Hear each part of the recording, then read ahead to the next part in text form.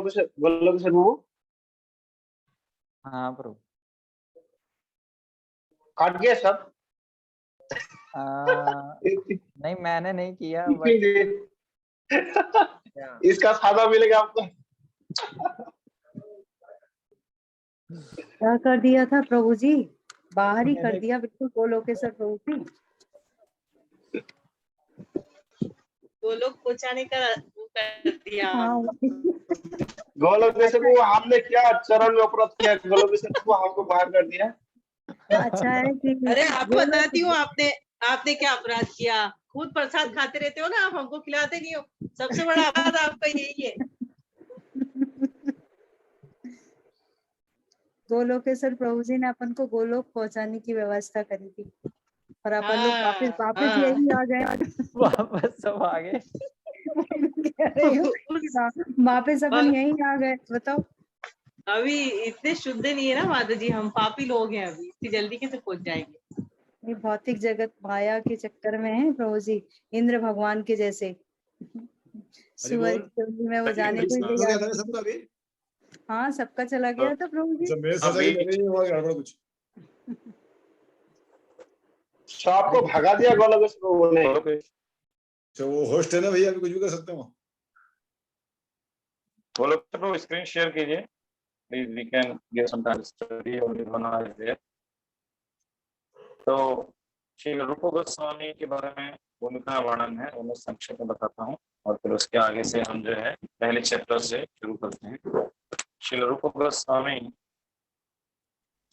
और चैतन्य महाप्रभु की वे मालदा में रामकिली गांव में हुई थी और उस समय सनातन गोस्वामी और रूप गोस्वामी दोनों ही नवाब हुसैन शाह के यहाँ पे मंत्री थे। सनातन गोस्वामी का नाम बदल के साकर मल्लिक रख दिया था, रूप गोस्वामी का नाम बदल के रख दिया था कबीर खास। तो उस समय पे ये दोनों मुस्लिम शासक के अधीन थे, तो हिंदू समाज ने इनको निष्कासित कर दिया था। उस समय हिंदू समाज बहुत ज्यादा कठोर था। तो चैतन्य महाप्रभु ने इन्हें कहा कि आप आके फिर मुझसे मिलना, बहुत जल्दी तुम्हारी मुक्ति हो जाएगी। तो रूप गोस्वामी पहले हुसैन शाह की जॉब से रिजाइन कर दिया और उसके बाद वो चले गए और दशाश्वमेध घाट पे चैतन्य महाप्रभु से उनकी मुलाकात। तो उस समय चैतन्य महाप्रभु ने उनको जो ज्ञान दिया 10 दिन तक, तो उसके आधार पे चैतन्य महाप्रभु ने कहते हैं कि पारापार शून्य गभीर भक्ति रस सिंधु तोमा चखा इते तार कही एक। ये जो भक्ति रस का जो सागर है, पारापार शून्य गभीर, ये बहुत ही गंभीर है और इसका कोई पार अपार नहीं। ये मध्य लीला में है। तोमा चखाई थे, लेकिन तुम्हें चखाने के लिए कहीं तार एक बिंदु कह के सुना रहा हूं। तब उस समय उस बिंदु को लेके श्री रूप गोस्वामी ने भक्ति रसामृत सिंधु लिख दिया। तो वो जो ग्रंथ है, उन्हें वृंदावन जाने का आदेश दिया और वहां पे उन्होंने लिखा। श्री रूप गोस्वामी ने बहुत सारे ग्रंथ लिखे हैं, इनमें से 2 ग्रंथों का अध्ययन हम इसमें करते हैं भक्ति शास्त्री में। एक उपदेशामृत और एक भक्ति रसामृत सिंधु। तो जो इसके जो विभाग हैं, पहला अध्याय, दूसरा अध्याय, तीसरा अध्याय, ये हम एक एक करके, जिस तरह मैंने पढ़ा था आज से कि हम थोड़ा चैप्टर वाइज जाते थे और फिर उसको समझते हुए पढ़ते थे। तो आई थिंक कि within 10 classes we can finish it.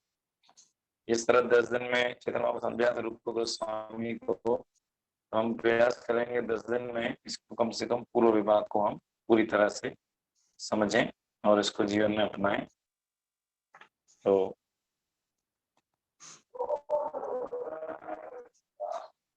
गोलोकेश्वर को फर्स्ट चैप्टर में आप जाएंगे।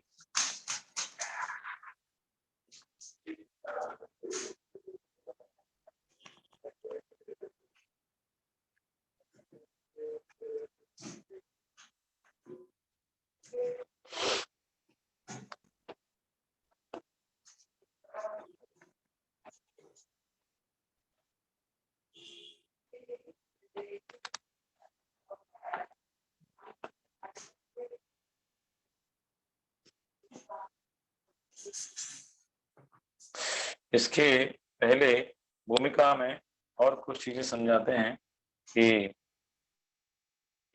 भक्ति रसामृत सिंधु 4 भागों में है, ये हमने बताया। इसके पूर्व भाग को हम समझने का प्रयास करेंगे और इसका मुख्य उद्देश्य है कि शुद्ध भक्ति की तरफ प्रेरित करना। और शुद्ध भक्ति को किस भाव से करना? मुख्य रूप से अनुकूल भाव से करना, प्रतिकूल भाव से नहीं करना। इस तरह शुद्ध भक्ति की उन्होंने परिभाषा दी है, अनुकूल अन्य अभिलाषिता शून्यम ज्ञान कर्मादि अनावृतम अनुकूल कृष्ण अनुशीलनम भक्तिरुत्तमा। तो ये जो भक्ति है ज्ञान और कर्म के मिश्रण से मुक्त होनी चाहिए। ये ज्ञान और कर्म क्या है, कौन बताएंगे?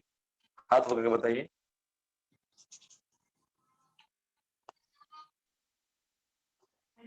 ज्ञान कर्म क्या है? सुनाई दे रहा है ना आप लोग? कृष्ण? हाँ प्रभु जी, सुना रहा है। ज्ञान वो जो हमें परंपरा से मिला है, जो अपन उपयोग करेंगे, और कर्म के अनुसार जैसे अपना जो नियम पालन करके हम आगे बढ़ सकते हैं भक्ति में। नहीं, इस श्लोक में जो ज्ञान और कर्म क्या है, शुद्ध भक्ति ज्ञान और कर्म से मुक्त होनी चाहिए। अच्छा, ये कर्म है कर्म कांड, कर्म कांड वाला जो कर्म है, जैसे कि कर्मी लोग होते हैं, ये हम कर्म करेंगे हमें फल प्राप्त होगा, ये इच्छा, भौतिक कर्मों के फलों को भोगने की इच्छा।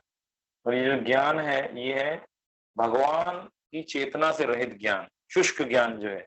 इस तरह मायावादी चिंतक हैं, निर्विशेषवादी लोग हैं, भगवान के रूप को नहीं मानते हैं, वो शास्त्र पढ़ पढ़ के भगवान को समझने का प्रयास करते हैं, वो ज्ञान और वो कर्म से मुक्त होना चाहिए। इसको आगे और समझाएंगे शुद्ध भक्ति योग के लक्षण इस अध्याय में।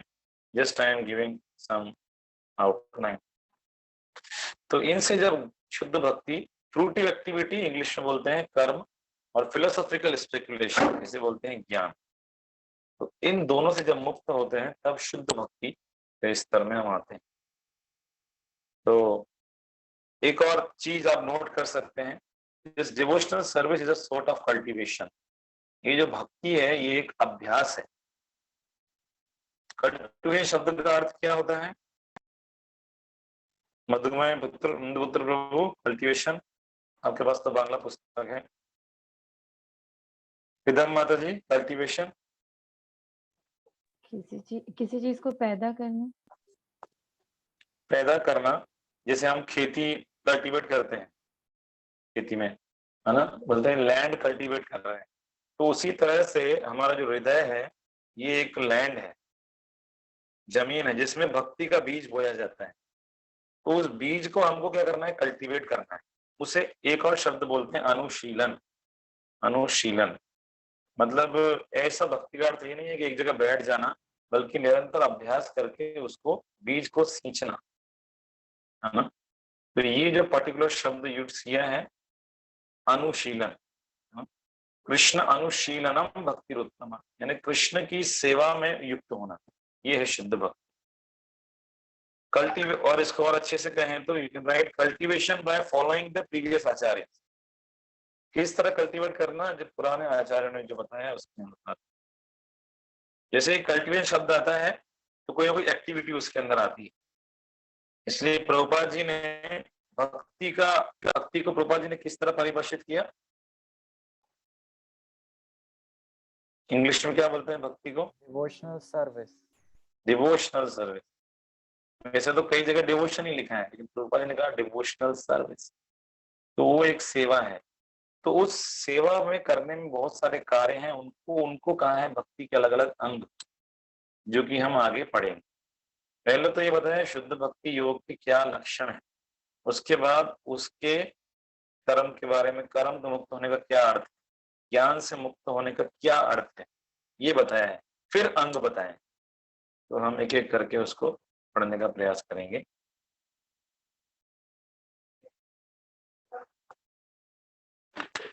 तो हम जो हैं उन अंगों को अपनाते हैं शरीर से, मन से, वचन से, है ना।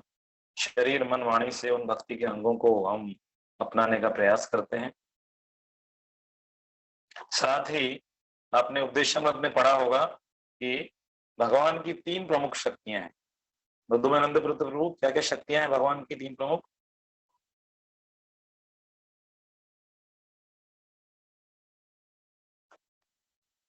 अर्चना पांडे माता जी, उपदेशामृत में ये है दूसरे अध्याय में।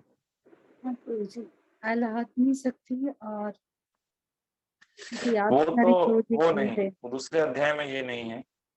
अंतरंग शक्ति, बहिरंग शक्ति शक्ति और तटस्थ शक्ति। अच्छा, तटस्थ शक्ति, सॉरी प्रभु हाँ। जी। आह्लादनी शक्ति, ये अंतरंग शक्ति के 3 अंग हैं, आह्लादनी, संवित और संधिनी। लेकिन ये मुख्य 3 हैं। तो इनमें से हम कौन सी शक्ति में हैं? तटस्थ हैं प्रभु जी। हम तटस्थ शक्ति हैं। हाँ। और हमारे पास ये चॉइस है कि हम अंतरंग शक्ति यानी भगवान के स्पिरिचुअल एनर्जी में जाएं या फिर हम मटेरियल एनर्जी यानी कि बहिरंग शक्ति की सेवा करें। तो गुरु और कृष्ण के सेवा में जब हम युक्त होते हैं तो धीरे धीरे हम अंतरंग शक्ति की ओर चलते चले जाते हैं। तो ये डिवोशनल सर्विस को करना, ज्ञान और कर्म से मुक्त होकर भक्ति में सेवा करना, ये है कृष्ण भावना। तो इसमें शुद्ध भक्ति की परिभाषा जो है रूप गोस्वामी ने दी है, जिसमें मुख्य अंग मैंने बताया। एक तो है अनुकूल, एक है सर्वोपा अन्य अभिलाषिता शून्य, किसी अन्य अभिलाषा से मुक्त होना, यानी कि एक अभिलाषा होना। क्या अभिलाषा होना? कृष्ण अनुशीलनम, केवल भगवान की सेवा करना है। इस भाव से अनुकूल, अनुकूल भाव से। जिस तरह रावण था, उसका भाव था प्रतिकूल, वो भगवान हमें सोचता रहता था, हो सकता है हमसे ज्यादा ही सोचता था, लेकिन वो हमेशा भगवान को मारने की सोचता था, वो प्रतिकूल भाव था। लेकिन भक्ति में सेवा क्या है? अनुकूल, और हमेशा कृष्ण के संबंध में, कृष्ण अनुशीलनम। तो ये, और इसलिए उसे कर्म और ज्ञान से मुक्त होना चाहिए। कोई बोल सकता है कि ये भौतिक इच्छा, इसका क्या अर्थ है ये कि भौतिक कर्म?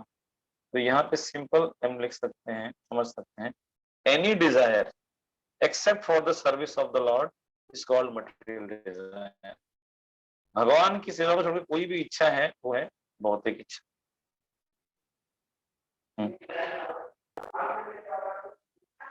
और जो अपने मानसिक चिंतन से भगवान को समझना चाहते हैं वो है ज्ञान, कर्म और ज्ञान, फिलोसॉफिकल स्पेकुलेशन। भगवान ऐसे हैं, भगवान वैसे हैं, जो कि शास्त्र का सहारा नहीं लेते, भक्तों का सहारा नहीं, तो वो कभी कृष्ण तक नहीं पहुंच पाते, जिस तरह मायावादी, जिस तरह निर्विशेषवाद। लेकिन शिल प्रभुपाद ने इनका उद्धार किया भक्ति रसामृत सिंधु लिखे, इसलिए शिल प्रभुपाद जी का नाम है निर्विशेष शून्यवादी पाश्चात्य देश तारण। तो ये थोड़ा सा वर्णन है भूमिका में। हम फर्स्ट चैप्टर जो है उसके बारे में आज हम कुछ डिस्कशन करते हैं। गोलोकेश्वर रूप, can you share the first chapter?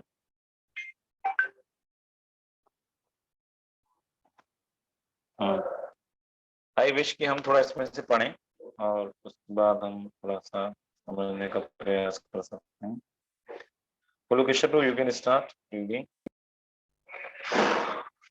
अध्याय 1, शुद्ध भक्ति योग के लक्षण।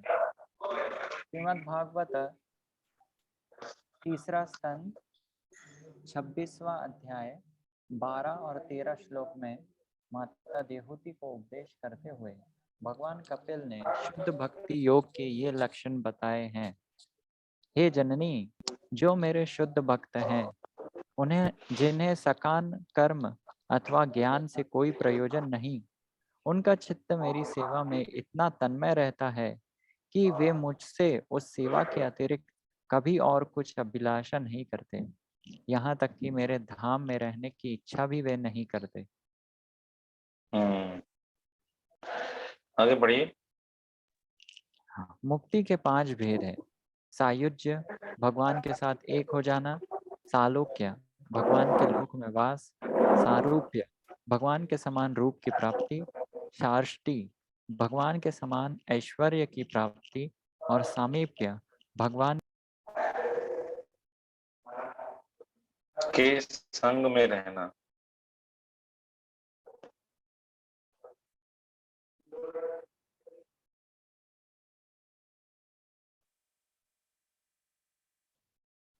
प्राकृत इंद्रिय तृप्ति की तो बात क्या, भक्त तो किसी प्रकार मुक्ति भी नहीं चाहता, वह तो बस प्रेममयी भगवत सेवा में ही संतुष्ट रहता है। यह शुद्ध भक्ति योग का लक्षण है। ये पढ़ के मुझे याद आ रहा है एक चीज गुरु महाराज से संबंधित। आप लोग को याद आ रही है कुछ चीज? यस नटवर कृष्ण। जब उन्होंने सबसे पहली बार भक्ति रसामृत सिंधु मिला, वो लेने गए थे गीता या दूसरी पुस्तक वहां पे दिल्ली में, और उनको सबसे पहली बार ये जो मिला उन्होंने, तो उन्होंने जो पढ़ना शुरू किया तो रात भर पढ़ते रहे इसको, और उसी दिन से उन्होंने दूसरे दिन संकल्प कर लिया इस्कॉन ही जो है मेरा फाइनल डेस्टिनेशन है। प्रभुपाद जी से मुझे दीक्षा वो उनका संकल्प हो गया था। और थैंक यू। हाँ दैट्स ट्रू। हरे और खासकर इस पैराग्राफ गुरु महाराज कृष्ण बताते प्रभु जी। हैं। यस प्रभु जी Yes. मेरे पास जो रसम सिंधु है उसमें थोड़ा सा चेंज आ रहा है। हाँ प्रभु जी मेरे इसमें भी आ रहा है थोड़ा सा हाँ। एडिशन का शब्द जो है ना उसमें वो इसके बाद ये सेकंड शब्दों पूरे के। 5 बताए। इसके बाद श्रीमद् भागवत में उद्गत कपिल देव के उपरोक्त वाक्य शुद्ध भक्त, आपके में ये आ रहा, मेरे में आ रहा शुद्ध भक्ति नंबर 1 लिखा है, शुद्ध भक्ति समस्त प्रकार के भौतिक नहीं वो नीचे भी है ना, इसके नीचे है ना, वो नहीं है इसके नीचे। गोलोकेश्वर ऊपर कीजिए। ये है ना यहाँ से। लेकिन ये पूरा हाँ, वो पैराग्राफ नहीं है प्रभु जी, ये पूरा पैराग्राफ नहीं है हमारे पास। क्या बाकियों के में नहीं है क्या? नहीं या है तो हमारे आपका इसमें है, पर उसमें हाँ थोड़ा ये सा लेटेस्ट एडिशन। थोड़ा सा जो है ना एडिशन का फर्क है, तो कुछ वाक्य हमने शब्द उन्होंने कुछ दूसरे यूज कर लिए, सिनोनिम यूज कर लिए। वो तो हो सकता है, वो तो हो सकता है। तो ये जब गुरु महाराज पहली बार पढ़ रहे थे तो उन्होंने कहा कि पहले मुझे समझ में आया कि मुक्ति 5 प्रकार की हो। नहीं तो साधारणतः लोग ये सोचते हैं कि मुक्ति मतलब भगवान के अंदर मिल जाना, नेगेटिव, जो कि सायुज्य मुक्ति है। तो भक्त जो है भगवान की सेवा में मुक्ति भी नहीं चाहता। तो अभी शुद्ध भक्ति के 6 लक्षण हैं। मतलब हमको पता कैसे चलेगा हम शुद्ध भक्ति कर रहे हैं या नहीं कर रहे हैं? शॉर्ट में उसको बोलते हैं प्योर डिवोशनल सर्विस, PDS। तो नटवर कृष्ण तो आप पढ़िए। श्रीमद् भागवत में कपिल देव में शुद्ध भक्त की वास्तविक स्थिति का वर्णन हुआ है और भक्ति के किया गया। भक्ति के अन्य लक्षणों का वर्णन श्री रूप गोस्वामी ने विभिन्न शास्त्रों के साक्ष्य समेत किया है। उनके अनुसार शुद्ध भक्ति के 6 लक्षण होते हैं जो कि निम्नवत है। पहला, शुद्ध भक्ति समस्त प्रकार के भौतिक क्लेश से अविलंब राहत देती है, क्लेशाग्नि। पढ़ो आगे प्रभु, आगे कंटिन्यू करो। दूसरा, शुद्ध भक्ति समस्त कल्याण का शुभारंभ करने वाली है, शुभदा। तीसरा, शुद्ध भक्ति स्वतः दिव्य आनंद प्रदान करने वाली है, सांद्रानंद विशेषात्मा। चौथा, शुद्ध भक्ति विरले ही प्राप्त होती है, सुदुर्लभम। पांचवा, शुद्ध भक्ति को प्राप्त लोग मुक्ति के विचार मात्र को ही तुच्छ समझते हैं, मोक्ष लघुता। और छठा, शुद्ध भक्ति कृष्ण को आकृष्ट करने का एकमात्र साधन है, श्री कृष्ण की दर्शनी। हाँ, तो ये जो शुद्ध भक्ति है, बोलो Krishna, you can stop screen sharing.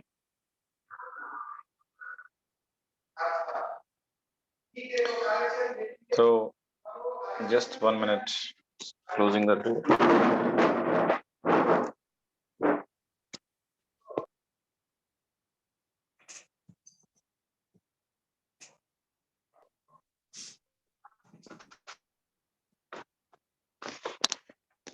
किसी को याद है ये शुद्ध भक्ति के 6 लक्षण? Please raise your hand. पहले 2 लक्षण, क्लेशाग्नि और पहला लक्षण, हाँ क्लेशाग्नि शुभदा। Thank you. वास्तव में इसकी तुलना, जैसे हम एक बीज बोते हैं तो पहले उसकी 2 पत्तियां निकलती है ना, कोई भी बीज हम बोते हैं तो खिलता है 2 पत्तियां, फिर 2 पत्तियां, फिर 2 पत्तियां। तो इस तरह से जो पहली की जो 2 पत्तियां हैं उनका एक है क्लेशाग्नि, दूसरा है शुभधा। क्लेशाग्नि मतलब क्लेश को नष्ट कर देने वाली। तो हमारा अनुभव है भक्ति जीवन में इस तरह, हम जब भक्ति जीवन में आते हैं तो हमारे क्लेश नष्ट हो जाते हैं। आप सभी का अनुभव है ना इस तरह से? कुछ तो नष्ट हुए ही है जितना भक्ति में है ना। तो पहले वो क्लेश नष्ट हो जाते हैं। और दूसरा है शुभधा। शुभधा मतलब भक्ति जो है ऑस्पिशियस थिंग्स हमारे जीवन में होने लगती हैं। सबसे पहले ये होता है, पहले तो कृष्ण प्रेम नहीं मिलता है, दुख, बुरे लोगों का संग छूट जाता है, कुछ परेशानियां होती हैं, दूर होती हैं, तो हमारा विश्वास बढ़ता है, हम और अच्छे से भक्ति करना शुरू करते हैं। 4 से 6 माला, 6 से 8 माला, धीरे धीरे 16 माला तक आते हैं। तो उसके बाद फिर हमारे जीवन में बहुत सारी अच्छी चीजें होने लगती हैं, शुभदा। तो ये जो है भक्ति की 2 मुख्य इमीडिएट इफेक्ट है, तुरंत, जैसे दवा लिया और तुरंत परिणाम देखा। तो इसको थोड़ा पढ़ सकते हैं। बोलो कृष्ण। तो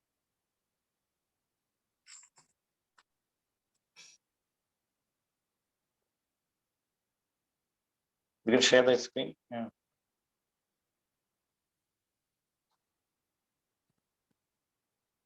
क्लेश अग्नि में जाइए, क्लेश अग्नि। पढ़िए नेक्स्ट करके। अर्चना पांडे माता जी पढ़िए। भगवत गीता में भगवान कहते हैं कि मनुष्य को चाहिए कि वह अन्य सारे कार्यों को त्याग कर उनकी शरण में जाए।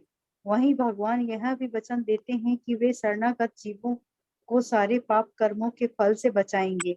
श्री रूप गोस्वामी कहते हैं कि पाप कर्मों से जो कष्ट उत्पन्न होते हैं वे स्वयं वर्तमान पापों तथा विगत जीवन में हमारे द्वारा किए गए पापों दोनों ही के कारण होते हैं।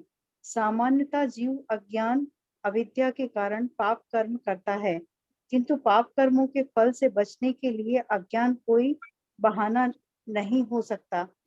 पाप कर्म दो प्रकार के होते हैं, वे जो पूर्ण पक्के होते हैं प्रारब्ध, और वे जो पूर्ण नहीं होते हैं अप्रारब्ध। वर्तमान में हम जिन पाप कर्मों के कारण कष्ट भोग रहे हैं वे पूर्ण प्रारब्ध कहलाते हैं।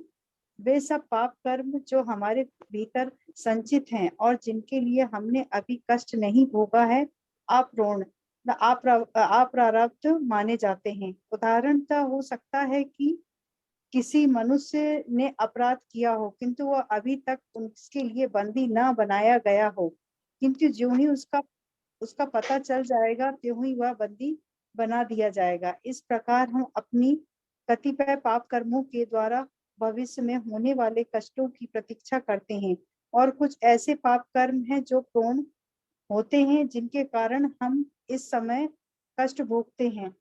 पूरा पढ़ लूं क्या प्रभु जी? पढ़िए आगे।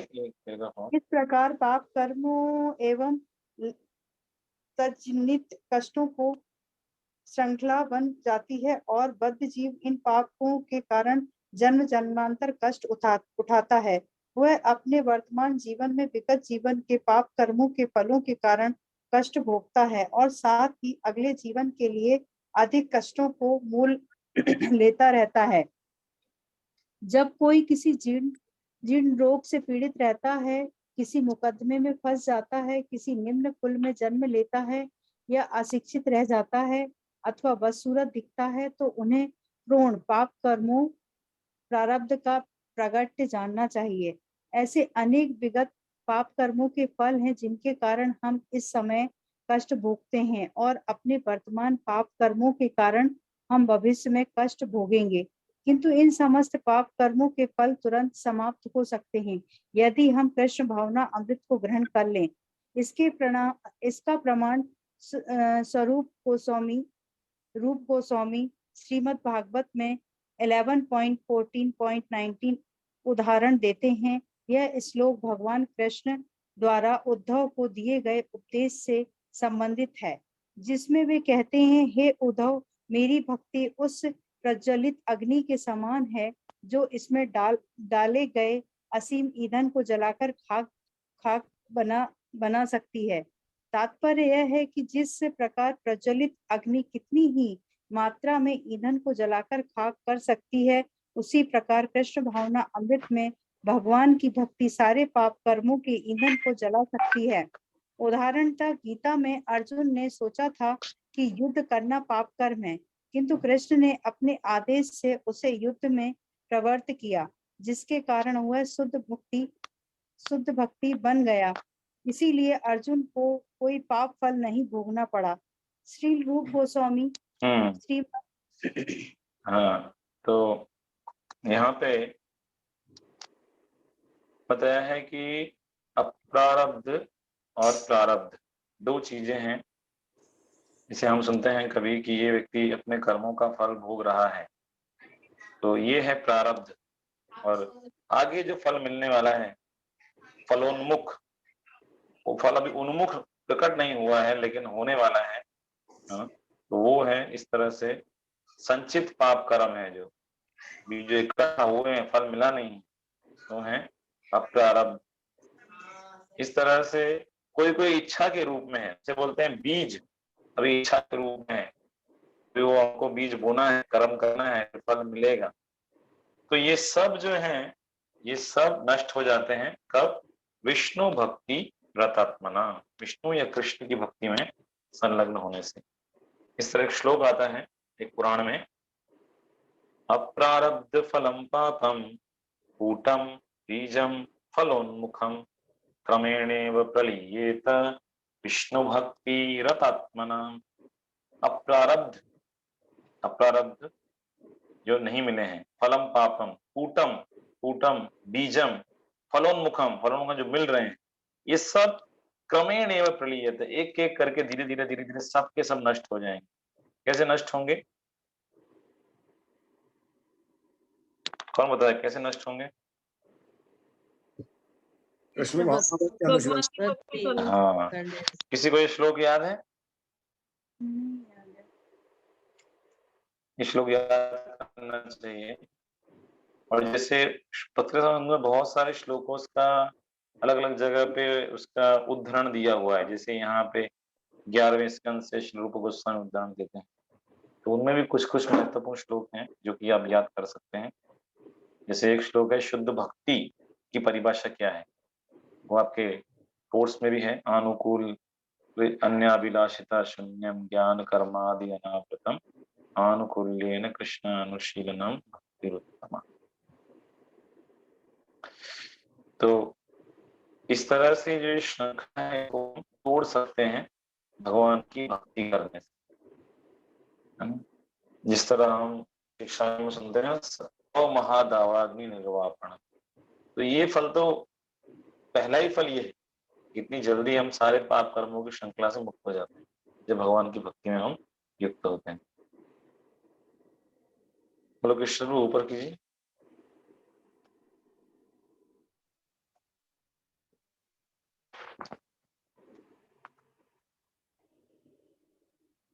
नेक्स्ट बोलो कृष्ण।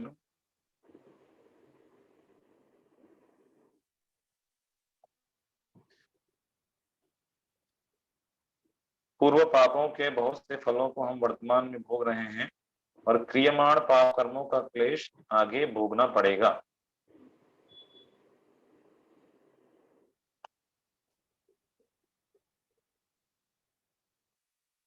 हाँ, अच्छा है। श्री रूप गोस्वामी श्रीमद् भागवत से एक और प्रमाण देते हैं, इसमें देवहूति अपने पुत्र भगवान कपिल से कहती है, प्रभु भक्ति योग के श्रवण कीर्तन आदि 9 साधन है। जो कोई भी आपकी लीला का श्रवण करता है, आपकी पावन कीर्ति का गायन करता है, आपकी वंदना करता है या स्मरण आदि भक्ति का एक भी साधन अंगीकार कर लेता है, वह चाहे परम अधम चंडाल कुल में ही क्यों न जन्मा हो, परंतु भक्ति योग के प्रताप से तत्काल पवित्र होकर यज्ञ करने के योग्य हो जाता है। ये भक्ति की शक्ति है। अस्तु, जो पूर्णतः कृष्ण भावना भावित होकर यथार्थ में भक्ति योग में तत्पर है, यह कैसे हो सकता है कि वह पवित्र न हो गया हो? यानी कि जो भक्ति कर ही रहा है वो कैसे फिर पवित्र नहीं? ऐसा नहीं हो सकता। कृष्ण भावना और भक्तियों के परायण पुरुष निश्चित रूप से प्राकृत पाप कर्मों के संपूर्ण दोषों से मुक्त हो चुका है। अतः भक्ति योग में वस्तुतः सभी पापों को भस्मीभूत करने की शक्ति है। फिर भी भक्त निरंतर ध्यान रखता है कि उससे कोई पाप न बन जाए। यह भक्त की विशेषता है। इस प्रकार श्रीमद् भागवत का निर्णय है कि भक्ति योग में तत्पर होने पर चंडाल कुल में उत्पन्न मनुष्य भी वैदिक यज्ञ संपन्न करने का नेक्स्ट पेज वैदिक यज्ञ करने का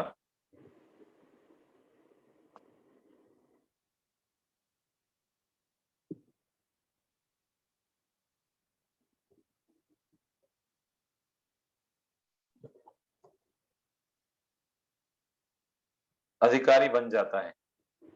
इस वाक्य में संकेत है कि चांडाल कुल का मनुष्य सामान्य रूप से यज्ञ करने के योग्य नहीं होता। वैदिक यज्ञों का अधिकार ब्राह्मणों को है, अतः ब्राह्मण बने बिना कोई भी ये कर्म नहीं कर सकता। पूर्व कर्मों के अनुसार ही मनुष्य का जन्म ब्राह्मण अथवा चांडाल कुल में होता है। जिसका जन्म चांडाल कुल में हुआ है उसने अवश्य पूरा जन्म में पाप ही पाप किए हों, परंतु यदि वह भक्ति पथ को अंगीकार करके हरे कृष्ण कृष्ण कृष्ण हरे हरे, हरे राम राम राम हरे हरे यह कीर्तन करे तो वह तत्काल यज्ञ आदि कर्मों के योग्य हो जाए। भाव यह है कि उसका पाप कर्म फल तुरंत दूर हो जाता है। तो क्लेशाग्नि का अर्थ यही है, जब हम भक्ति करते हैं तो जो सारे पाप कर्म हैं एक एक करके नष्ट हो जाते हैं। आगे इसमें आप देखेंगे पद्म पुराण से एग्जाम्पल दिया है कि जो 4 प्रकार के जो प्रभाव होते हैं पाप कर्मों के, एक जो अभी तक नहीं मिला है, एक जो बीज रूप में है, एक जो पक गया है मिलने वाला है, और एक जो बिल्कुल परिपक्व है। तो इस प्रकार से लेकिन जो भगवान की शरण लेते हैं उनके ये सारे पाप कर्म या उनके पाप कर्म करने की इच्छा ये सब नष्ट हो जाता है। इस संबंध में श्रीमद् भागवतम से एक श्लोक आता है 6ठे स्कंद में कि अजामिल की कथा आती है। अजामिल ने बहुत पाप कर्म किए थे, है ना? तो उसके कारण जो है बाद में बताते हैं कि प्रायश्चित की विधि अपनानी चाहिए। प्रायश्चित की विधि में लेकिन ऐसा बताया जाता है कि एक कमी है। किसी को पता है क्या कमी है?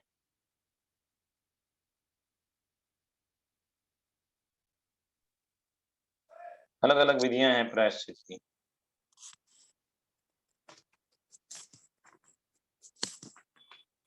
प्रायश्चित करते हैं फिर पाप करते हैं, ये उपदेश अमृत में था। प्रायश्चित करते हैं फिर पाप करते हैं। तो ये क्या है? हाथी का स्नान है। हाथी का स्नान, हाथी अंदर जाता है, नहाता है, पाउडर डाल देता है। तो ये है। दूसरा, यदि किसी व्यक्ति को हम बोल दे कि हाँ ये तुम्हारा, उसके अंदर पाप करने की इच्छा नहीं गई, कहने का मतलब प्रायश्चित तो कर दिया। जिस तरह पेड़ को आपने ऊपर से काट दिया, लेकिन जैसे ही पानी गिरेगा फिर से, क्योंकि जड़ है उसमें, तो वो फिर से उग जाएगा।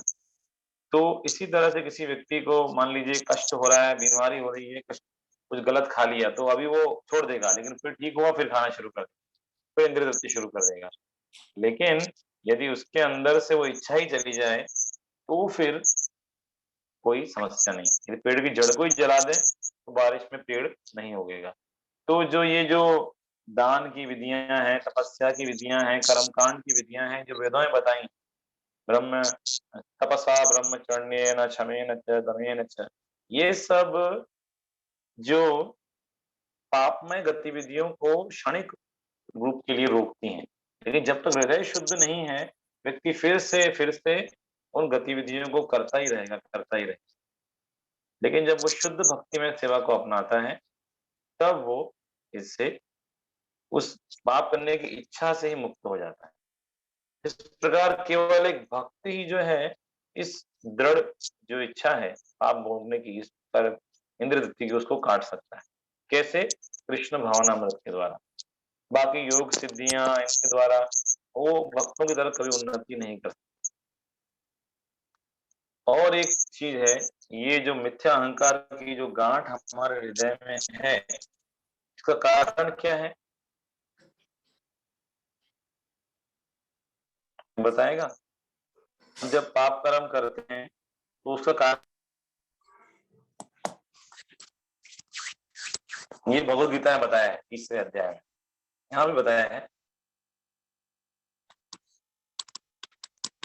पाप कर्म का कारण है अज्ञान।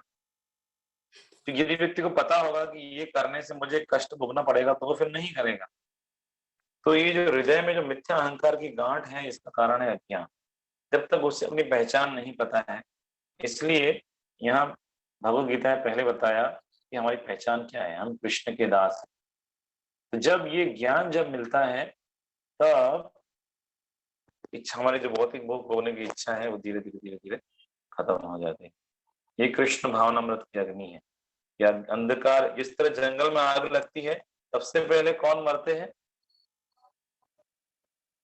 सबसे पहले कौन मरते हैं? जीव जंतु प्रभु जी। कौन से जीव सबसे पहले मरते हैं? मरेंगे तो सारे जीव जंतु ही।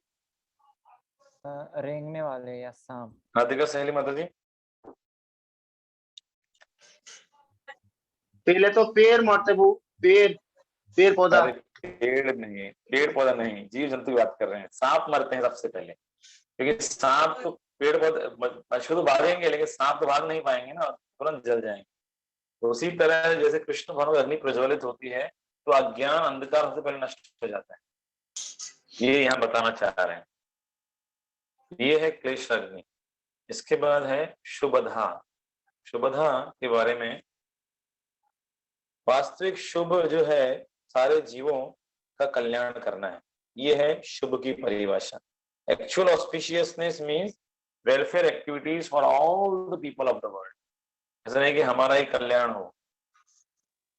क्योंकि बोलते हैं ना, अपना काम बने बनता और बाढ़ में जल जनता। इस तरह नेता लोग जो बोलते हैं, इस तरह नहीं होना चाहिए, है ना। वास्तविक शुभ का अर्थ है दुनिया के सारे जीवों का कल्याण, है ना। वर्तमान समय में सभी कल्याण करना चाह रहे हैं, आप देखते हैं ना। कोई समाज के स्तर पे, कोई राष्ट्र के स्तर पे, कोरोना समय में बहुत लोग कल्याण करना चाह रहे हैं। लेकिन यहाँ यूनाइटेड नेशंस भी चाह रहा है, इतना संयुक्त राष्ट्र संघ बना है, सारे देशों को इकट्ठा करेंगे। लेकिन ये जो कृष्ण भावनामृत आंदोलन है, इसे छोड़ के कोई और समाज का कल्याण, समाज का शुभ नहीं कर सकता है। क्यों नहीं कर सकता है बताइए, हाथ ऊपर करके कौन बता सकते हैं?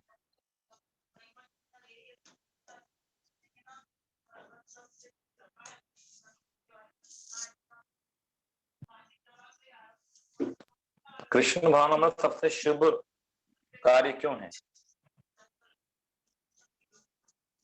मनुष्य जीवन का लक्ष्य है भक्ति करके वापस कृष्ण, मतलब भगवान से कनेक्ट होना, तो वही शुभ कर्म है। हाँ, वेरी गुड। सबसे शुभ कर्म वही है। और यदि हम उस ज्ञान को वितरित करेंगे तो सबसे शुभ कर्म ये है। जैसे मान लीजिए किसी को आपने कपड़े दे दिए, खाना दे दिया, तो फिर कुछ समय बाद फिर से वो उस चीज को चाहेगा। श्रील प्रभुपाद जी का उदाहरण आता है। श्रील प्रभुपाद जी एक बार एक व्यक्ति के यहाँ गए, बहुत अमीर आदमी, बिड़ला परिवार के सदस्य थे। तो उन्होंने प्रभुपाद जी से पूछा, इनवाइट किया था उन्होंने प्रभुपाद को। तो बोले, स्वामी जी आप जो है मंदिर बनाते हैं, लेकिन आप लोग हरिनाम का प्रचार करते हैं, लेकिन कोई अच्छा काम क्यों नहीं करते? मतलब आप हॉस्पिटल क्यों नहीं बनाते हैं, अनाथालय वगैरह, स्कूल वगैरह? तो हमारे तो स्कूल बहुत सारे हैं, लेकिन फिर भी हमारा मुख्य कार्य तो हरिनाम वितरित करना है। प्रभुपाद जी ने कहा, देखिए मान लीजिए बिड़ला का लड़का पागल हो गया और वो जो है पिता को भूल गया और दर दर भटक रहा है। लोग उसे गाली देते हैं, उसे थूकते हैं, चाय वाय भी नहीं पूछते हैं, और आपको मिल गया तो आप क्या करेंगे? वो बोले कि हम क्या करेंगे, हॉस्पिटल ले जाएंगे, चाय पिला, खाना खिला देंगे, क्या करेंगे आप बताइए कोई? हम लोग शो क्या करेंगे आप? प्रभु जी एक फोन कॉल में था प्रभु जी, सॉरी। ओह अच्छा, ठीक है। उसको हम क्या करेंगे, बिरला के पास ले जाएंगे। आप देखो, आप इनके बेटे हो, आप क्यों परेशान हो रहे हो? और वो पहचान जाएगा बिरला का बेटा होता है, उसे कोई जरूरत है चाय पानी के लिए परेशान होने की? कोई जरूरत। उसी तरह प्रभुपाद जी बोल रहे कि हम ये सब लोग भूल गए हैं कि हम भगवान की संतान हैं, इसलिए ये यहाँ थोड़ा थोड़ा पैसे के लिए परेशान हो रहे हैं। लेकिन जब हम इनको पिता के पास ले जाते हैं कि देखो ये तुम्हारे परम पिता है कृष्ण, इनकी सेवा में लगो, तुम्हारी सारी इच्छाओं की पूर्ति हो जाएगी, मुझे उनको कष्ट नहीं रहता है। तो हम वो काम कर रहे हैं, आपका टेम्परेरी सॉल्यूशन है। इसलिए कृष्ण भावनामृत है शुभधा, सारे समाज के लिए मंगलमय।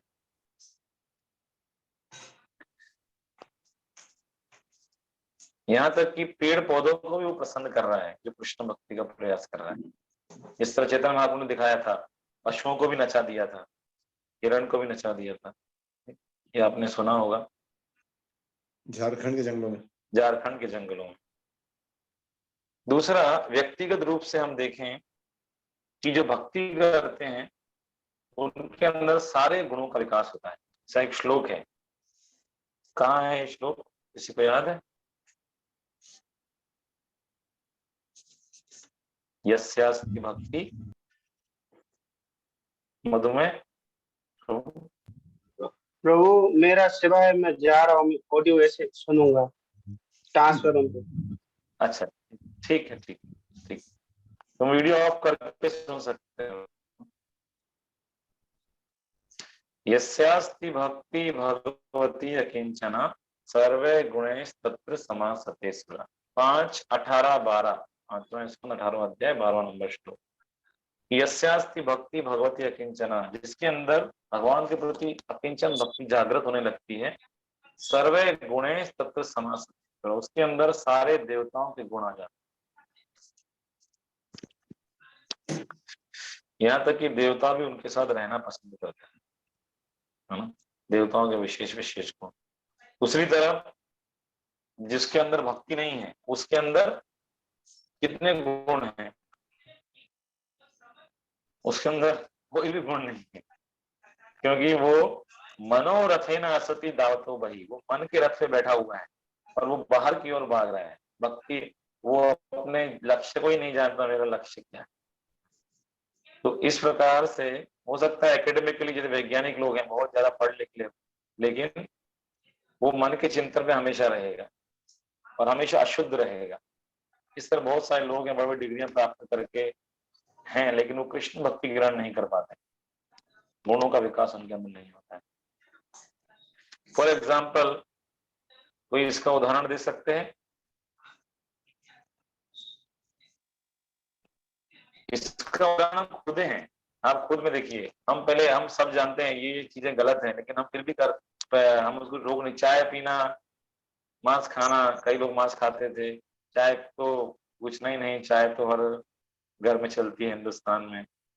लेकिन जैसे ही इस्कॉन में ज्वाइन किया तो 1 साल के अंदर ही या उससे भी पहले छोड़ देते हैं। ये अनुभव है कि नहीं हमारा? एडो कृष्ण जी बिल्कुल है ना, ये सबका अनुभव है। इच्छा भी नहीं होती। पहले जमाने में 12-12, 15-15 चाय पीता था मैं ऑफिस में। Thank you for telling. तो अभी इच्छा नहीं होती है ना, चाय को हमने बाय कर दिया। जरा सी उसकी मन से अंदर से इच्छा ही नहीं होती कभी भी। हाँ प्रभु जी, मेरे को तो हरी सब्जी अच्छी नहीं लगती थी। तो ये सबकी इस तरह अलग अलग कहानी है ना। तो हम भले ही वो इतना पढ़ा, आवाज वो हो गई नहीं भी कि आवाज बहुत कट रही है। बड़े बड़े पढ़े लिखे, आवाज ब्रेक करके बहुत आ रही है। हाँ बहुत कट रही है। मुझे लगा शायद मेरे को ही हो रहा है ऐसा। नहीं, पहले थोड़ा थोड़ा कटता था, अभी तो एकदम कट होता है। प्रभु जी, यदि आप वीडियो ऑफ करके बोलेंगे तो कई बार अच्छी आती है आवाज, कई बार ऐसा। पिछली बार हरे कृष्णा। अभी कैसी है? अभी ठीक है प्रभु जी, बीच में लेकिन हाँ ठीक है, सारे वीडियो ऑफ करके फिर मैं बोलता हूँ, है ना, तो थोड़ा क्लियर होती है आवाज। ठीक है, आज थोड़ा सा इश्यू है क्योंकि हमारा जो ऑफिस का इंटरनेट काम नहीं कर रहा है, इसलिए वरना इतना इश्यू आता नहीं। जी जी जी। तो इस प्रकार भावनामृत में जो व्यक्ति है सारी गतिविधियों से अपने आप मुक्त हो जाता है, तो पाप कर्म नहीं करते हैं और साथ ही दिव्य गुणों का विकास होता है। तो इस प्रकार से वो शुभ उसके जीवन में आने लगता है, वो एक अच्छे चरित्र का विकास करता है ना? इसका सारांश यह है कि कृष्ण भावनामृत व्यक्ति नहीं है तो कभी भी प्रसन्न नहीं रह सकता है। इस प्रकार से पहला जो लीव है, यानी कि जो पहली चीज है क्लेश अग्नि, दूसरे है शुभधा, तीसरी क्या है?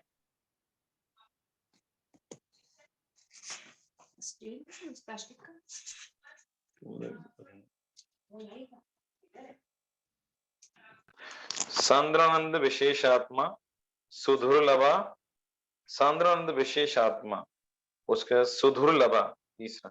हमें ऐसा लगता है कि कृष्ण भक्ति जब हम इसमें आगे बढ़ते हैं तो सांद्रानंद विशेषात्मा का अर्थ है कि भगवान की भक्ति में विशेष आनंद प्राप्त होता है। आप उसको पढ़ेंगे इस पुस्तक में तो आनंद के अलग अलग स्रोत हैं। किसी को कोई पढ़ के बता सकता है कौन कौन से स्रोत हैं? मुख्यतः 3 स्रोत। श्रील रूप गोस्वामी ने सुख के विभिन्न स्रोतों का वर्णन किया है। उन्होंने सुख को 3 श्रेणियां बताई है। भौतिक भोग से प्राप्त होने वाले सुख वैषयिकी, परब्रह्म से तदाकार होने वाले सुख ब्राह्म्य, कृष्ण भावना से प्राप्त होने वाले सुख ऐश्वर्य। पढ़िए, आगे पढ़िए। तन शास्त्र में भगवान शिव अपनी पत्नी सती से कहते हैं, हे प्रिय, जिस व्यक्ति ने गोविंद के चरणार बिंदों में शरण ली हो और इस तरह जिसने शुद्ध कृष्ण भावनामृत विकसित कर लिया हो, उसे निर्विशेषवादियों द्वारा आकांक्षित सारी सिद्धियां बहुत ही आसानी से प्राप्त की जा सकती है। इसके अलावा वह शुद्ध भक्तों द्वारा प्राप्त होने वाले सुखों का भोग कर सकता है। शुद्ध भक्ति के प्राप्त सुख सर्वोच्च है, जो कि वह शाश्वत होता है। भौतिक सिद्धियों या अपने को ब्रह्म समझने से प्राप्त होने वाली सुख क्षणिक है और निम्न कोटि का होता है। भौतिक सुख से नीचे गिरने से कोई रोक नहीं सकता और निराकार ब्रह्म से तदाकार होने से आध्यात्मिक सुख से भी नीचे गिरने की संभावना बनी रहती है। यह देखा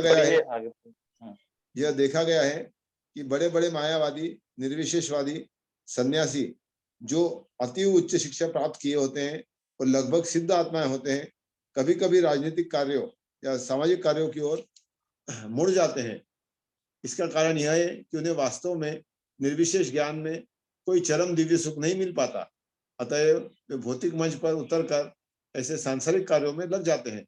ऐसे अनेक उदाहरण हैं, विशेषतः भारत में, जहां मायावादी सन्यासी पुनः भौतिक मंच पर उतर आते हैं, किंतु जो व्यक्ति पूर्ण रूपेण कृष्ण भावना भावित है, वो किसी प्रकार से भौतिक मंच पर नहीं लौटेगा। भले ही ये कार्य कितने ही मोहक एवं आकर्षक क्यों न हो, उसे यह नित्य ज्ञान रहता है कि भौतिक कल्याण कार्य कृष्ण भावनामृत के आध्यात्मिक कार्य की बराबरी नहीं कर सकते। तो यहाँ पे 3 सुख बताए हैं। एक है वैषयिक सुख, भौतिक भोग, भौतिक इंद्रिय का भोग, जो कि जनरली संसार में 90% से भी अधिक व्यक्ति। अर्चना पांडे, मतलब आवाज आ रही है ना अभी ठीक से? हाँ प्रभु जी, आ रही है। हाँ, तो 90% ज्यादा लोग इस संसार में ये भौतिक सुख के पीछे ही, खाओ पियो ऐश करो मंटरे। लेकिन वो करते करते जब व्यक्ति उब जाता है मतलब सोचता है कि यार धर्म अर्थ काम, जनरली संसार में लोग धर्म अर्थ काम मोक्ष में लगे रहते हैं, है ना? धर्म आदमी क्यों अपनाता है? धर्म का पालन करते हैं अर्थ के लिए कि भैया धन मिलेगा। भगवान के पास आजकल लोग क्यों जाते हैं? एक व्यक्ति ने दूसरे से पूछा, आजकल यार मंदिर नहीं आते हो? बोले आजकल कोई टेंशन ही नहीं है, मंदिर आके क्या करें। इसका मतलब जब टेंशन है तब भगवान को अटेंशन देंगे, तो भगवान भी उनको भी टेंशन दे देते हैं। तो धर्म क्यों करते हो? अर्थ के लिए। अर्थ मिल जाता है तो लग जाते हैं ऐश करने में, काम वासना की पूर्ति में। काम वासना मतलब जो भी उनके भौतिक भोग हैं, उसके बाद करते करते जब व्यक्ति को कुछ ठोकर लगती है या वो इनसे थक जाता है, सुख नहीं मिलता है, तब वो सोचता है मोक्ष चाहिए। तो वो अगला अगला लाइन है सेकंड, जो कि मोक्ष में भी हमने देखा था कि 5 प्रकार की मुक्ति है। पहले ही पन्ने पे देखा था। कौन कौन सी मुक्ति है 5 प्रकार की, कौन बताएंगे?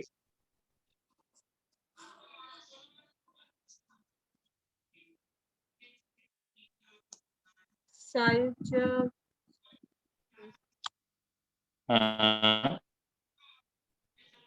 सायुज्य, सालोक्य, सारूप्य, समीप्य और साष्टी। इनमें से एक है नेगेटिव मुक्ति, यानी सायुज्य, भगवान के शरीर के अंदर मिल जाना। तो वो यहाँ बताया है। दूसरा जो बताया है ना,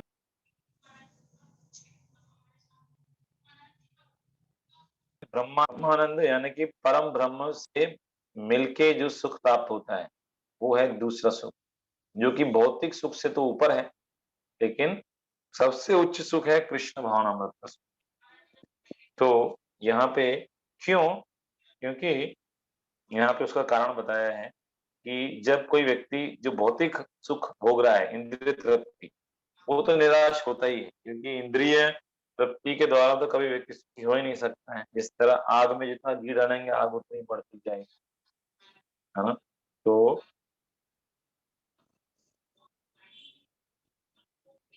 और उसके बाद जब व्यक्ति मोक्ष की ओर जाता है, तो हम देखते हैं मोक्ष में क्या है कि भौतिक दुख नहीं है। जैसे लोग क्यों जाते हैं मोक्ष की ओर? बार बार जन्म मृत्यु जरा व्याधि भोगना पड़ेगा, तो वहां भौतिक दुख नहीं है। लेकिन चूंकि भक्ति में सेवा का सुख नहीं मिलता, वहां भगवान के शरीर में विलीन हो जाते हैं। जिस तरह मान लीजिए अभी गर्मी लग रही है, पंखा चला दिया तो सुख मिल गया, है ना। तो वो सोचते हैं इस तरह से, ये गर्मी क्या है? दुख है। और पंखा क्या है? ये दुख से निवृत्ति हुई, हवा आई। तो भौतिक सुख क्या है? दुख से निवृत्ति को भौतिक सुख कहते हैं। जरा थोड़ा सा भूख लग रही है, खाना खा लिया, सुख हुआ, लेकिन फिर से वो दुख आने वाला है कुछ घंटे बाद। तो ये भौतिक सुख में कभी भी आनंद नहीं, ये क्षणिक है, और शरीर नष्ट होगा, ये सुख भी नष्ट हो जाए। इसलिए जो मायावादी निरुष्यवादी भगवान के अंदर विलीन होना चाहते हैं, ताकि शरीर ही नहीं मिलेगा तो सुख में रहेंगे। विलीन तो हो जाते हैं, लेकिन वहां न्यूट्रल पोजीशन में पहुंच जाते हैं। इस जगह का दुख नहीं है, लेकिन भगवान की सेवा नहीं कर रहे हैं, तो वो सुख भी नहीं। तो जैसे ही यहाँ बताया है कृष्ण रूप गोस्वामी ने कि वे वापस क्या करते हैं? कर्म कांड में आ जाते हैं, परोपकार में आ जाते हैं, राजनीति में आ जाते हैं। आपने देखा है कुछ कुछ, है ना, योगी ये वो सब, मतलब कुछ राजनीति में घुस जाते हैं। क्यों घुस जाते हैं? क्योंकि वो फिर से परोपकार करना चाहते हैं। तो इस प्रकार से ये फिर से इन कार्यों की ओर लौट आते हैं। श्रीमद् भागवतम में कहते हैं पतंती अधः अनाजुष्मतंग्रहे, क्योंकि भगवान के चरण कमलों की सेवा नहीं करते तो फिर से नीचे गिर जाते। इसके बाद 8 योग सिद्धियां बताई हैं यहाँ पे। एक कैटेगरी हमने कर्मी की देखी, दूसरी हमने देखी ज्ञानी जो ब्रह्मानंद प्राप्त करना चाहते हैं, तीसरी एक कैटेगरी है योगी की, जो कि योग साधना के द्वारा सिद्धियां प्राप्त करना चाहते हैं। तो जैसे कि अणिमा सिद्धि, लघिमा सिद्धि, इस तरह 8 सिद्धियां हैं। थोड़ा पढ़िए नरेश कृष्ण प्रभु आगे। प्रभु जी कहाँ से है प्रभु? मेरे को पेज मिस हो गया। इसके बाद में पेज नंबर 12 है मेरे इसमें। हाँ 12 कहाँ से पढ़ना प्रभु? 12 पे वास्तविक सफल योगियों द्वारा, वास्तविक सफल योगियों द्वारा प्राप्त होने वाली योग सिद्धियां 8 है। अणिमा सिद्धि वह शक्ति है जिसके बल पर वह इतना सूक्ष्म बन सकता है कि वह पत्थर के भीतर प्रविष्ट हो सकता है। आधुनिक वैज्ञानिक उन्नतियों के द्वारा भी हम पत्थर में प्रविष्ट हो सकते हैं, क्योंकि पहाड़ों के भीतर नाना प्रकार के मार्ग खोदे जा सकते हैं। अतः अणिमा सिद्धि जो कि पत्थर के भीतर घुसने का प्रयास करने की योग सिद्धि है, भौतिक विज्ञान ने प्राप्त कर ली। इसी तरह सारी योग सिद्धियां भौतिक कला हैं। उदाहरणार्थ एक योग सिद्धि ऐसी ऐसी भी है जिसमें इतना हल्का बनने की शक्ति प्राप्त हो जाती है कि मनुष्य वायु में या जल में तैर सकता है। इसे भी आधुनिक वैज्ञानिक प्राप्त कर चुके हैं। वे वायु में उड़ते हैं, जल की सतह पर तैरते हैं और जल के भीतर भी यात्रा करते हैं। इससे आगे प्रभु पढ़िए एक और पैराग्राफ। इन समस्त योग सिद्धियों की तुलना भौतिक सिद्धियों से करने पर हम देखते हैं कि भौतिकवादी विज्ञानी भी उन्हीं सिद्धियों के लिए प्रयत्नशील है। अतः योग सिद्धि तथा भौतिक सिद्धि में कोई अंतर नहीं रह जाता। एक बार एक जर्मन विद्वान ने कहा था, तथाकथित योग सिद्धियां आधुनिक विज्ञानी जनों द्वारा पहले ही प्राप्त की जा चुकी है, अतः मैं उनके विषय में तनिक भी रुचि नहीं रखता। उसने बुद्धिमानी यह की कि वह भक्ति योग द्वारा परमेश्वर के साथ अपने नित्य संबंध को समझने के लिए भारत आया। हाँ, इस तरह से बहुत सारी अलग अलग सिद्धियां हैं और भक्ति योग के द्वारा भगवान से अपने नित्य सत्य संबंध को जाना। तो ये जो दो, एक सिद्धि है मैं शॉर्ट में बता देता हूँ। अणिमा सिद्धि हमने देखा, के बाद लघिमा सिद्धि, है ना। इसी प्रकार से कोई योगी चांद को छू सकता है अपनी अंगुली से, है ना, या फिर जो चाहे वो ला सकता है। ऐसे बोलते हैं प्राप्ति सिद्धि, है ना। जैसे कि यहाँ से अभी आम आम खाने की इच्छा हो रही है तो आम ले आएगा, या काबुल से जाके कुछ खजूर ले आएगा, एक जगह बैठे होके, है ना। ये सिद्धि अभी हमारे पास तो इतना नहीं है।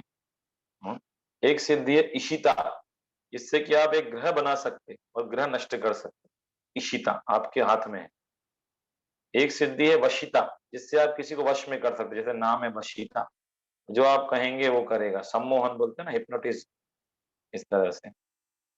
एक सिद्धि का नाम है प्राकाम्य, जो कि जादू, उससे जो चाहे आप प्राप्त कर सकते, है ना।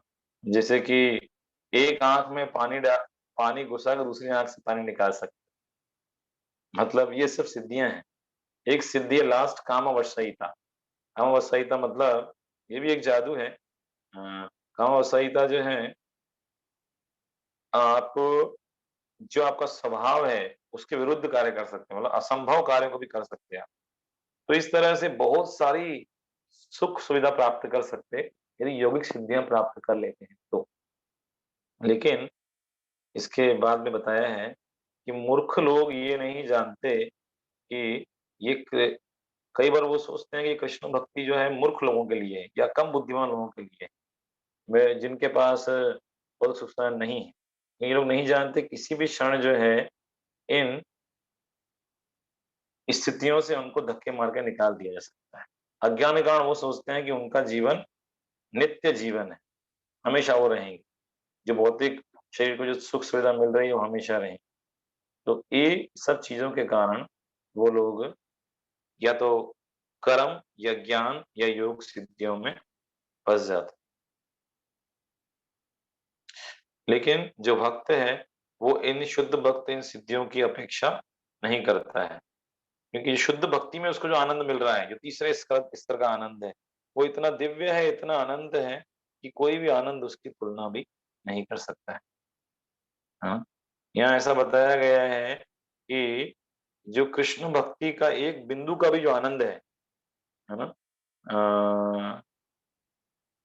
तार आगे तृण तुल्य चारि पुरुषार्थ, कृष्ण भक्ति परम पंचम पुरुषार्थ, जिसके आगे ये चारों पुरुषार्थ धर्म अर्थ काम मोक्ष जी के हैं, तिनके के बराबर है, तिनके के बराबर, कोई उनका मूल्य नहीं। तो इस प्रकार से चैतन्य महाप्रभु एक महान भक्त थे, आखिरी 2 पैराग्राफ में दिया हुआ है। खोला बेचा श्रीधर, उनका उदाहरण देते हैं। उनका एक छोटा सा बिजनेस था। वो क्या करते थे, केले का पत्ता होता है ना, उस तरह कुछ वस्तु बेचते थे।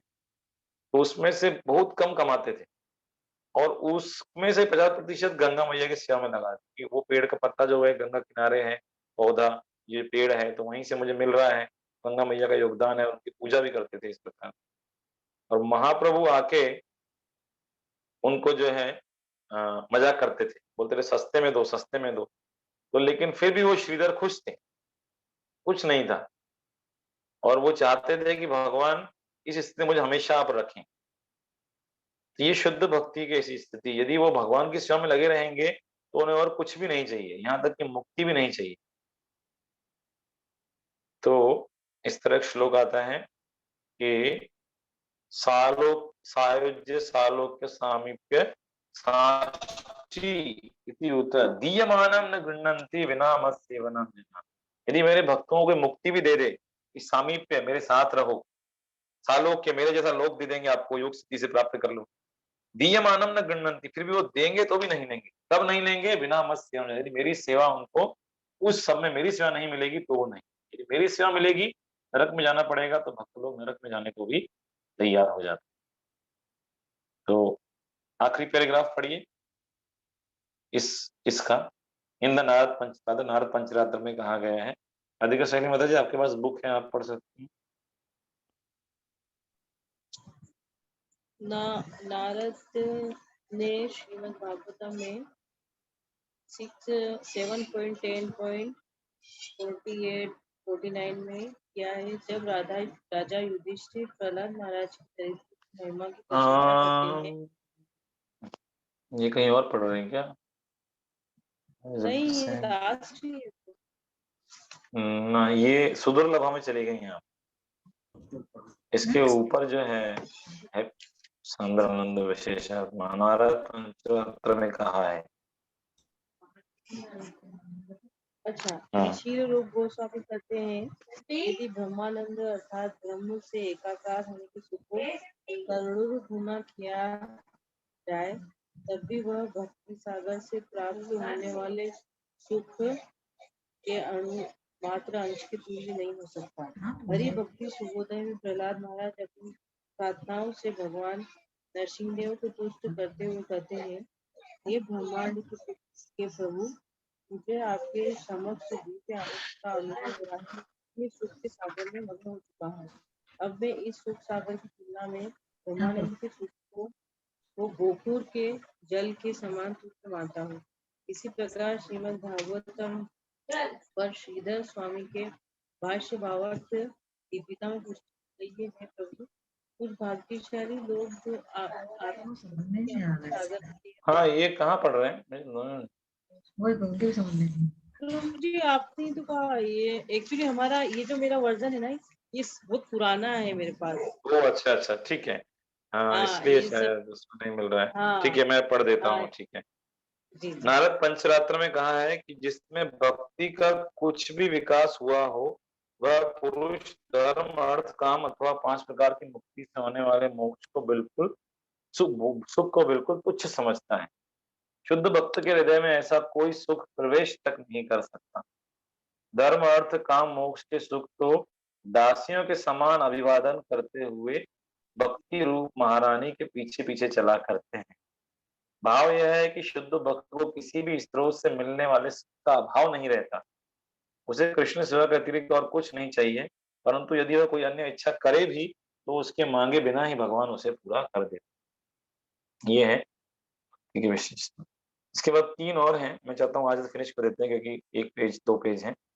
हम थोड़ा टाइम एक्स्ट्रा ले लेंगे, 5-7 मिनट, क्योंकि पहले शुरू में लेट हो रहा था टेक्निकल प्रॉब्लम्स के कारण। इसके बाद है सुदुर्लभा।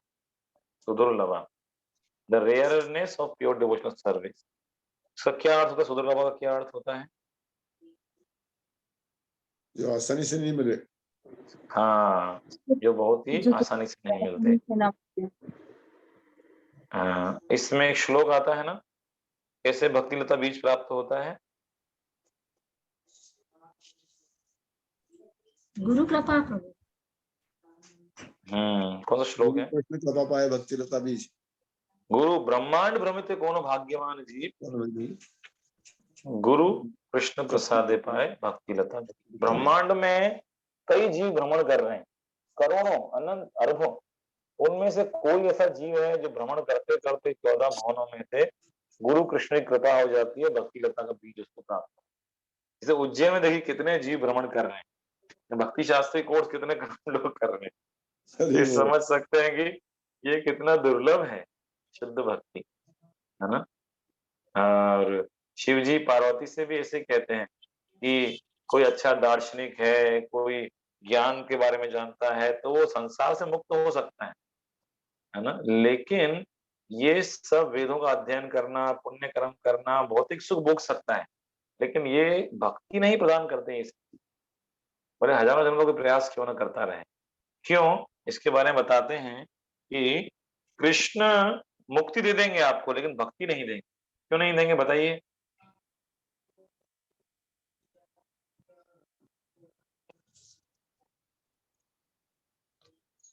क्योंकि भक्ति से आप कृष्ण को खरीद सकते हैं। तो कृष्ण इतनी जल्दी बिकने वाले नहीं है, है ना। तो कृष्ण को खरीदने के लिए भक्ति है। कृष्ण दास बन, अर्जुन के दास बन गए, युधिष्ठिर के दास बन गए, मुक्ति चाहिए तो इजीली दे देंगे कृष्ण। इसलिए भक्ति बहुत ही भक्तों के माध्यम से ही मिलती, विष्णु भी नहीं देते। प्रहलाद महाराज यही बताते हैं कि निष्किंचना नाम न वृणीत यावत्, जब तक शुद्ध भक्तों के चरण कमलों की धूल नहीं मिलेगी, बिना महत्पाद रजो अभिषेकम, जो बिल्कुल भौतिक इच्छाओं से मुक्त हैं, ऐसे शुद्ध भक्त चरण को धूल से अभिषेक नहीं करेंगे तब तक भक्ति नहीं मिलेगी, है ना। तो इस प्रकार से भक्ति जो है वो बहुत बहुत दुर्लभ है। तो युधिष्ठिर महाराज पांडवों के भगवान भक्त, पांडवों भगवान के भक्त थे, भगवान उनके लिए कितना कुछ करते थे, है ना। उनके आदेश का पालन करते थे, उनके लिए शांतिदूत बन के चले गए, उनके लिए कितने कुछ भगवान ने रक्षा की। तो इसलिए भगवान मुक्ति दे देंगे, लेकिन भक्ति नहीं देंगे, उससे भगवान खरीद लिए जाते हैं। तो इसलिए भक्ति बहुत बहुत दुर्लभ है। तो हम लोग बहुत सौभाग्यशाली हैं कि हमें ये भक्ति रूपी धन प्राप्त हुआ है। इसके बाद नेक्स्ट आता है मोक्ष लघुता कृत। मोक्ष जो है छोटा हो जाते हैं, मोक्ष लघुता कृत। ये है आपके पास मोक्ष लघुता कृत? नहीं प्रभु जी, मेरी बुक में नहीं है ये। इसके बाद में सांद्रानंद विशदात्मा और श्री कृष्ण आकर्षणा, इसके बाद में ये है। हाँ, इसके ऊपर जो था, ठीक है मैं फिर से बताता हूँ। पहला है क्लेश अग्नि, दूसरा है शुभधा, और तीसरा चौथा है सुदुर्लभा मोक्ष लघुताकृत। मोक्ष लघुताकृत और सुदुर्लभा। मोक्ष लघुताकृत मतलब कि जो हमने पढ़ा था ना, मुक्ति को छोटा मान लेते हैं। 3 तरह के आनंद देखे थे हमने, भौतिक सुख, दूसरा ब्रह्मानंद और तीसरा कृष्ण सेवानंद। तो जो भौतिक सुख तो हमको पता है कि वो तो क्षणिक है, लेकिन जो लोग मोक्ष प्राप्त करना चाहते हैं, धर्म अर्थ काम और फिर मोक्ष, तो वो तीसरा पॉइंट था, उसको लिखा है कृष्ण भावनामृत में प्रसन्नता, यहाँ पे लिखा है 3rd पॉइंट, ये शुभदा के नीचे। तो वो उसको आप लिख लीजिए मोक्ष लघुताकृत साइड में।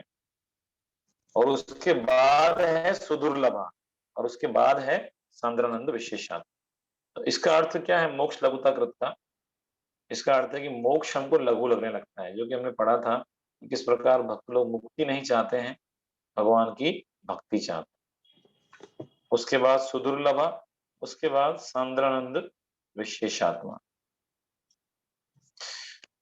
ये उस तरह ही है। श्री रूप गोस्वामी कहते हैं कि ये शायद माता जी पढ़ रही थी, राधिका सही मत। श्री रूप गोस्वामी कहते हैं कि जो ब्रह्मानंद है, यानी कि भगवान से एक हो जाने का आनंद, उसे यदि हम 1 खरब से भी ज्यादा गुना करें तो भी ये भक्ति का जो आनंद है उसकी तुलना में एक बूंद भी नहीं है। ये लास्ट से दूसरा पैराग्राफ है, एक आखिर में है ना, अट्रैक्टिंग कृष्णा, कृष्ण आकर्षण, उसके ऊपर है सांद्रानंद विशेषात्मा।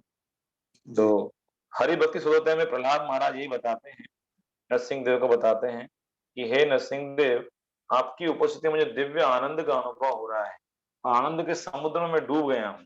तो ये जो ब्रह्मानंद है उसको मैं ऐसा अनुभव करता हूँ कि एक जो बछड़ा होता है उसके जो पैर से निशान बनते हैं उसमें जो पानी होता है, इतना ही है ब्रह्मानंद। और भक्ति का आनंद समुद्र की तरह है। इस तरह बहुत जगह बताया है। भावार्थ दीपिका श्रीधर स्वामी ने जो तात्पर्य दिया है श्रीमद् भागवतम के ऊपर, हे भगवान, कुछ ही ऐसे सौभाग्यशाली जीव हैं जो भक्ति रस के समुद्र में तैर रहे हैं, जो कि आपकी लीलाओं का आस्वादन कर रहे हैं, वही ये जानते हैं कि कितना आनंद इसमें है। और ये जो आनंद है धर्म अर्थ काम मोक्ष के आनंद को बहुत अच्छे से परास्त कर देता है। इस तरह के जो दिव्य भक्त हैं वो सारी खुशियों को त्याग देता है।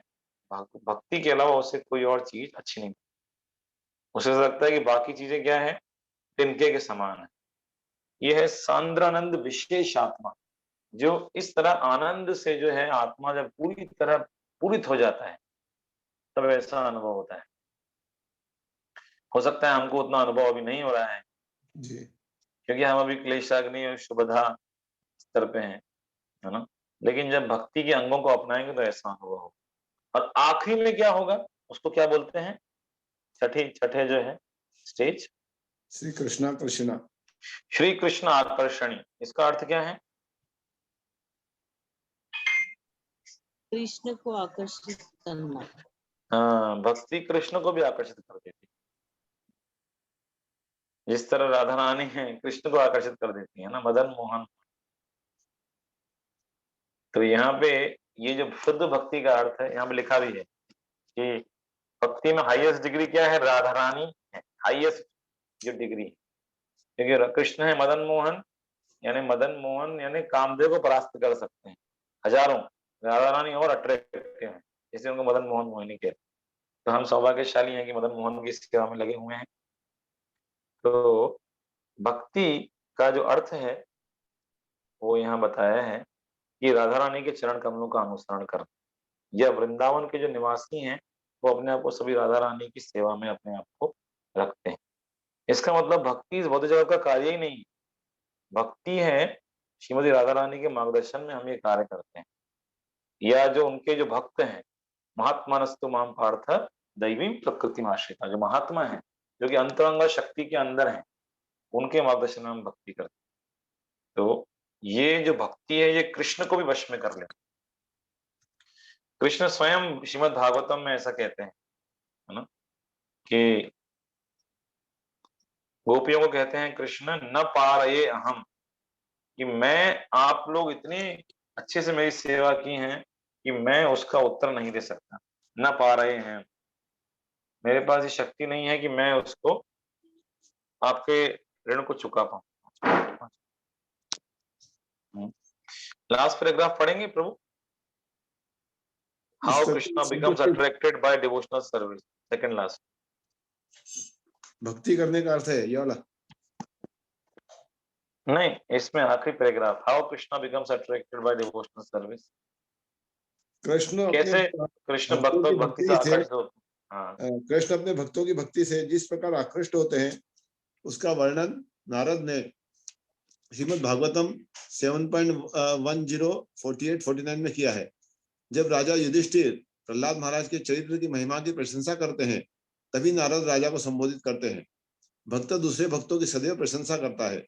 युधिष्ठिर महाराज प्रहलाद के गुणों की प्रशंसा कर रहे थे, जो कि शुद्ध भक्त का एक लक्षण है।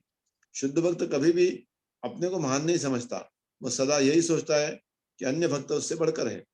युधिष्ठिर महाराज सोच रहे थे प्रहलाद महाराज सचमुच ही भगवत भक्त है, मैं तो कुछ भी नहीं हूं। जबकि वे ऐसा सोच रहे थे तभी नारद ने उन्हें इस प्रकार संबोधित किया कि मेरे प्रिय राजा युधिष्ठिर, इस जगत में एकमात्र आप लोग पांचों पांडव ही इतने भाग्यवान हैं। भगवान इस लोक में अवतरित हो चुके हैं और वे आपके समक्ष सामान्य मनुष्य रूप में उपस्थित है। वे सभी परिस्थितियों में आपके साथ है, वे आपके साथ रह रहे हैं और अपने को अन्यों की दृष्टि से छुपाए हुए हैं। अन्य लोग यह नहीं समझ सकते कि वे परमेश्वर है, किंतु तो भी वे आपके साथ, आपके ममेरे भाई, आपके मित्र, यहाँ तक कि आपके संदेशवाहक के रूप में रह रहे हैं। अतएव यह ज्ञान लीजिए कि आपके समान इस जगत में कोई दूसरा भाग्यशाली नहीं है। हरि बोल, हरि बोल, हरि बोल। लास्ट भगवद गीता में जब कृष्ण अपने विराट रूप में प्रकट हुए तो अर्जुन ने प्रार्थना की, हे कृष्ण, मैं तो आपको अपना मेरा भाई सोच रखा था और इसलिए मैंने आपको कृष्ण या सखा कहकर कई बार आपके प्रति अनादर भी जताया है, लेकिन आप इतने महान हैं यह मैं समझ नहीं सका। ऐसी स्थिति थी पांडवों की। यद्यपि कृष्ण भगवान है और महापुरुषों में महानतम है, किंतु वे पांचों राजवंशी भाइयों की निष्ठा, मैत्री तथा प्रेम से आकृष्ट होने के कारण उनके साथ रहते रहे। यह इसका प्रमाण है कि यह भक्ति की विधि कितनी महान है। यह भगवान तक को आकृष्ट कर सकती है। ईश्वर महान है, किंतु भक्ति ईश्वर से भी महान है, क्योंकि यह उन्हें आकृष्ट करती है।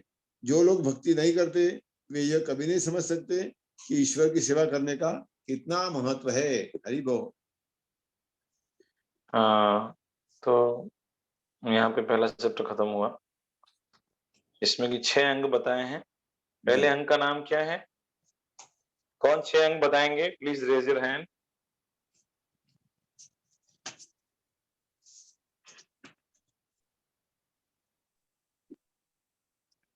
हाँ, अर्चना माता जी। प्रभु जी सायुज्य, सालोक्य, सारूप्य, सामीप्य। ना ना ना ना ना, अभी तो गड़बड़ हो रहा है। क्या प्रभु? ये तो मुक्ति के 5 अच्छा प्रकार हैं। हाँ, कलेशनी, शुभ्धा, शस्त्र। शुद्ध भक्ति के लक्षण। शुद्ध भक्ति के कौन से लक्षण सॉरी हैं? सॉरी प्रभु जी, मैं गलत समझी। श्रवण, कीर्तन। ना, ये तो भक्ति के, नवदा भक्ति के अलग अलग अंग हैं। और कोई जो अभी हमने डिस्कस किया? 6 शुद्ध भक्ति के लक्षण। क्लेशाग्नि, शुभदा, क्लेशाग्नि, शुभदा, सांद्रानंद, विशेष आत्मा। लाइन से बताइए। क्लेशाग्नि, शुभदा, उसके बाद मोक्ष लघुता कृत। अच्छा, मोक्ष लघुता अपने इसमें मेरे उसके बाद सुदुर्लभा। मोक्ष लघुता, फिर सुदुर्लभा, फिर सांद्रानंद, विशेष आत्मा, और सबसे आखिरी में श्री कृष्ण आकर्षणी।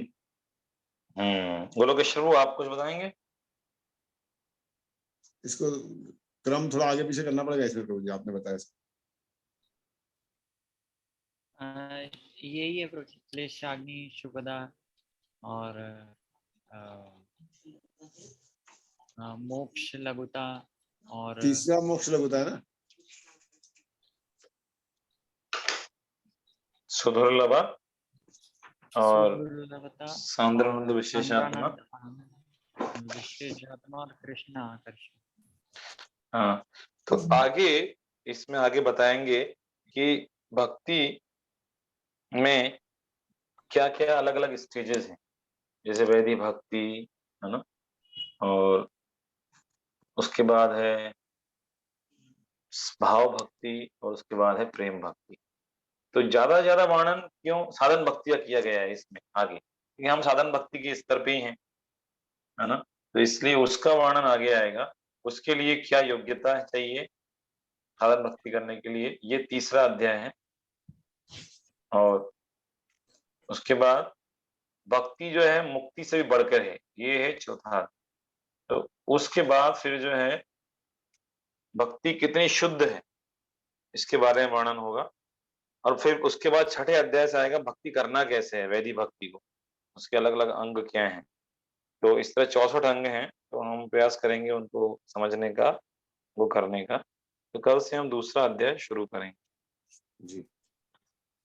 कल कोई प्रश्न हो तो कल पूछ सकते हैं। आज टाइम हो गया है, because we started little late. Thank you very much. Hare Krishna प्रभु जी, क्या बुक चेंज करें क्या? ना, बुक चेंज मत कीजिए। अगर आपकी बुक लेटेस्ट है तो मैं एक हिंदी एडिशन ले लूंगा, तो हम स्क्रीन शेयर कर सकते हैं, लेकिन अदरवाइज हम बुक से ही पढ़ सकते हैं। तो दैट विल हो सकता है ये जो पीडीएफ है ये ओल्ड बुक से लिया गया है। आप सबकी बुक में एक जैसा है ना? हमारा 12th एडिशन है प्रभु जी, नवंबर 2007 का। लेटेस्ट मेरा नया ही है। कौन सा एडिशन है आपका? मेरे पास 12th एडिशन है, नवंबर 2007 का एडिशन लिखा है। या तो आई विल से कि लेटेस्ट एडिशन ले सकते हैं, क्योंकि लेटेस्ट एडिशन से आप पढ़ रहे हैं। क्योंकि उसमें क्या है, जैसे एग्जांपल देता हूँ, जैसे कोई अनुवाद करते हैं, बाहर के लोग से अनुवाद हुआ, मान लो हिंदी में कोई बड़े विद्वान ने किया, तो भगवान को एक बार ईश्वर लिख देते हैं। तो लेकिन बाद में जब भक्त लोग उसको धीरे धीरे एडिट करते उसको और अच्छे से रिफाइन करते जाते हैं। तो यदि आप लेटेस्ट एडिशन ले पाए तो बहुत अच्छा होगा जी, बिल्कुल, है ना। और मैं भी लेटेस्ट एडिशन ले लूंगा कल, तो फिर हम उससे पढ़ेंगे तो हम सभी एक स्तर पे ही सभी एक ही लेवल पे आ जाएंगे। सही बात, एक ही लेवल पे आ जाएंगे। Is it okay? Perfectly fine प्रभु जी। ठीक है, thank you very much. Shri Rupa Goswami की जय, भक्ति रसामृत सिंधु ग्रंथ की जय, श्री प्रभुपाद की जय, अनंत कोटि गौर भक्तवृंद की जय, अंशनारुल पत्र वैष्णव अनुभव वैष्णव हरि प्रभु जी की जय, श्री प्रभुपाद की जय, भक्तवृंद की जय। हरे कृष्णा प्रभु जी।